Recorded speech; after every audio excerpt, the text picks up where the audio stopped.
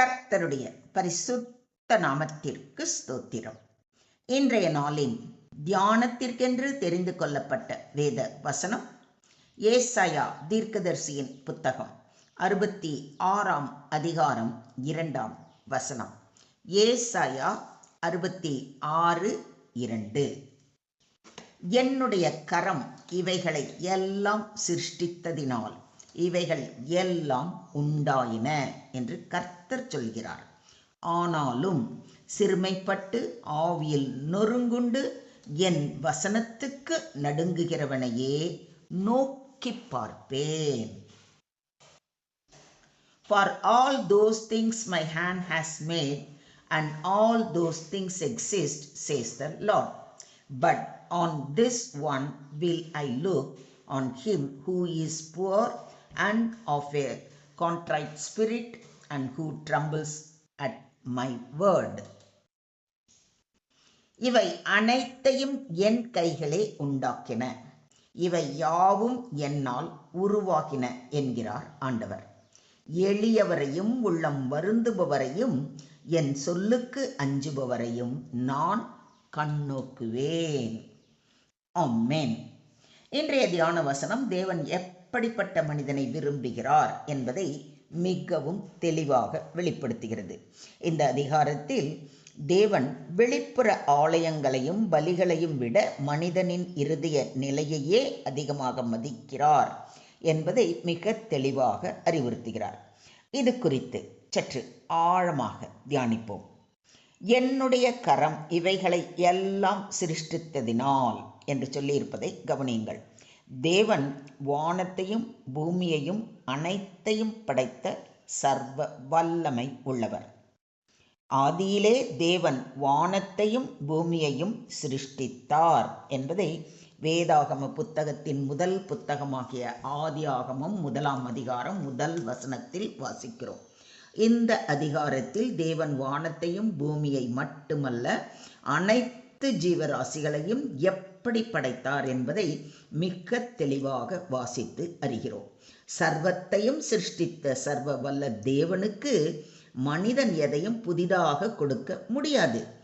நாம் கட்டும் ஆலயங்களும் நாம் செலுத்தும் காணிக்கைகளும் அவரை மகிமைப்படுத்துவதற்கே, அந்த ஆலயங்களில் நாம் ஒன்று கூடி ஆராதிப்பதற்கே. தேவன் நமது சொத்துக்களை அல்ல, நமது இருதயத்தையே விரும்புகிறார்.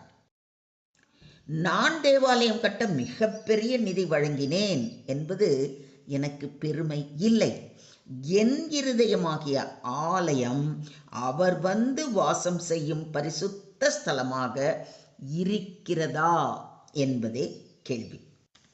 பூமியும் அதன் நிறைவும் உலகமும் அதில் உள்ள குடிகளும் கர்த்தருடையவை என்று சங்கீதக்காரன் மிக தெளிவாக கூறியிருப்பதை சங்கீதம் 24:1 வாசிக்கிறோம். சிறுமைப்பட்டு, இது தாழ்மையான மனதை குறிக்கிறது. தன்னை பெரியவன் என்று நினைப்பவன் அல்ல, நான் தேவனுடைய கிருபை இல்லாமல் ஒன்றும் செய்ய முடியாது என்று உணர்கிறவனை தேவன் உயர்த்துகிறார். தாழ்மைக்கு தேவன் கிருபை அளிக்கிறார். இதைத்தான் தேவன் பெருமை உள்ளவர்களுக்கு எதிர்த்து நிற்கிறார், தாழ்மை உள்ளவர்களுக்கோ கிருபை அளிக்கிறார் என்று மிக தெளிவாக யாக்கோபு கூறுகிறார். அடுத்ததாக ஆவியில் நொறுங்குண்டு என்று சொல்லியிருப்பது மனம் திரும்பிய இருதயத்தை சுட்டி காட்டுகிறது. தன் பாவத்தை உணர்ந்து தேவனிடம் அழுகிறவரை தேவன் புறக்கணிப்பது இல்லை. தேவனுக்கேற்கும் பலிகள் நொறுங்குண்ட ஆவிதான். தேவனே, நொறுங்குண்டதும் நறுங்குண்டதுமான இருதயத்தை நீர் புறக்கணியீர் என்று சங்கீதக்காரன் கூறுவதை சங்கீதம் 51:17 வாசிக்கிறோம். உடைந்த இருதயமே தேவனுக்கு பிரியமான ஆலயம். என் வசனத்துக்கு நடுங்குகிறவனையே என்று சொல்லியிருப்பதை கவனியுங்கள். இது பயத்தினால் நடுங்குவது அல்ல, தேவனுடைய வார்த்தையை மிகுந்த மரியாதையுடனும் கீழ்ப்படிதலுடனும் ஏற்றுக்கொள்வதை குறிக்கிறது. வேதாகமத்தை வாசிப்பது மட்டும் போதாது, அதன்படி வாழ வேண்டும். அதனால்தான் அப்போஸ்தலனாகிய யாக்கோபு திருவசனத்தை கேட்கிறவர்களாய் மாத்திரமல்ல, அதின்படி செய்கிறவர்களாயும் இருங்கள் என்று அறிவுறுத்துகிறார். ஒருவன் என்னில் அன்பாய் இருந்தால் அவன் என் வசனத்தை கைக்கொள்ளுவான் என்று நம்முடைய ஆண்டவராகிய இயேசு கிறிஸ்து கூறுவதை யோவான் 14:23 வாசிக்கிறோம். தேவனுடைய வசனத்திற்கு கீழ்ப்படிதலே உண்மையான ஆராதனை. நொறுங்குண்ட இருதயம் உள்ளவர்களுக்கு கர்த்தர் சமீபமாய் இருந்து நறுங்குண்ட ஆவி உள்ளவர்களை ரட்சிக்கிறார் என்று சங்கீதக்காரன் கூறியிருப்பதை சங்கீதம் 34:18 வாசிக்கிறோம்.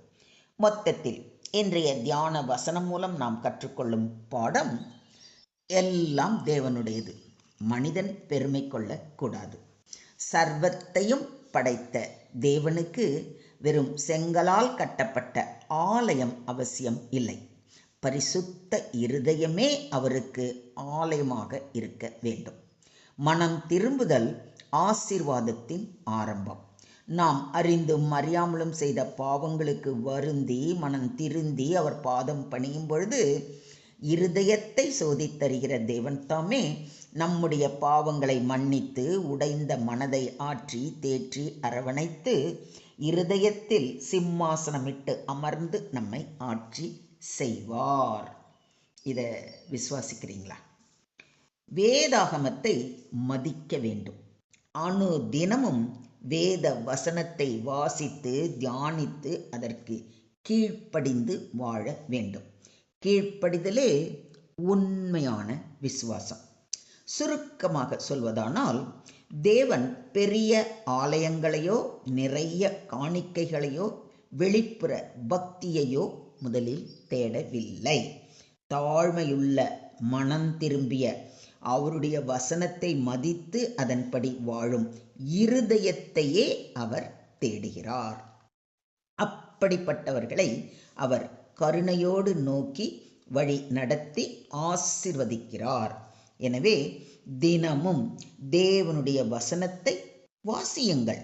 கேட்ட வசனத்தை உடனே நடைமுறைப்படுத்துங்கள். பெருமையை விட்டு தாழ்மையை அணிந்து கொள்ளுங்கள். பாவத்தை மறைக்காமல் மனம் திரும்புங்கள். தேவனுடைய சித்தத்திற்கு கீழ்ப்படியுங்கள். கர்த்தர் உங்களை ஆசீர்வதித்து வழி நடத்துவார். Today's verse teaches that although God created the whole universe and owns everything, what he truly values is not outward religion but a humble and repentant heart. God looks with favor on those who are humble, broken over sin, and who honor and obey his word. True worship is expressed through humility, repentance, and faithful obedience. Such people enjoy God's presence, guidance, and blessing. God is not impressed by outward greatness. He delights in a humble heart that trembles at his word. Do you believe this? ஸ்தோத்திரம் ஆண்டவரே, ஸ்தோத்திரம் கர்த்தாவே, ஸ்தோத்திரம் ஸ்தோத்திரம் ஸ்தோத்திரம். அன்பின் பரலோக பிதாவே, உம்மை நன்றியோடு துதிக்கிறோம், ஸ்தோத்தரிக்கிறோம். அப்பா, நீர் எங்கள் இருதயத்தை பார்க்கின்ற தேவன். எங்கள் இருதயத்தில் உள்ள பெருமையை அகற்றி தாழ்மையான மனதை தாரும். எங்கள் பாவங்களை உணர்ந்து மனம் திரும்பும் கிருபையை அருள வேண்டுகிறோம். உம்முடைய பரிசுத்த வசனத்தை அணு தினமும் வாசித்து அந்த வசனத்திற்கு மரியாதையுடனும் பயபக்தியுடனும் கீழ்ப்படிந்து வாழும் ஆவியை எங்களுக்கு தாரும். உமக்கு பிரியமான வாழ்க்கையை வாழவும் உம்முடைய நாம மகிமைக்கு சாட்சியாக நிற்கவும் எங்களுக்கு கிருபை அருள வேண்டி எங்களை முற்றிலுமாக தாழ்த்தி உம்முடைய கரங்களிலே ஒப்பு கொடுக்கிறோம். நீங்க பொறுப்பெடுத்துக்கோங்க, நீங்க வழி நடத்துங்க. சகல துதி கன மகிமை யாவையும் ஒருவருக்கே செலுத்துகிறோம். மீட்பர் இயேசுவின் மூலம் ஜெபம் கேளும் எங்கள் ஜீவனுள்ள தகப்பனே. ஆமென்.